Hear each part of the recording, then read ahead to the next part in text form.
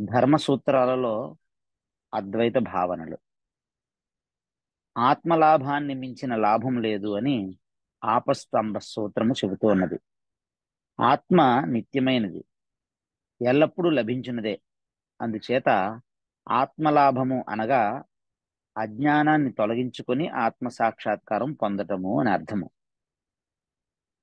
ఈ ఆపస్తంభ సూత్ర వ్యాఖ్యానంలో హరదత్తాచార్యులు చాలా కాలం ఆటవికుల ఇంట్లో ఉండటం వల్ల ఆటవిక జాతికి చెందిన వానినిగానే తనను తాను భావిస్తూ చివరికి ఎవరో బోధించడం చేత తాను ఆటవికుడిను కానని, వ్యాధుడిను కానని, నిజానికి రాజకుమారుడినని గ్రహించిన ఒక రాజకుమారుని కథను ఉదహరిస్తూ అక్కడ ఆ రాజకుమారుని రాజకుమారత్వ లాభము ఎటువంటిదో ఇది కూడా, అనగా ఆత్మలాభము కూడా అలాంటిదే అని వివరిస్తారు.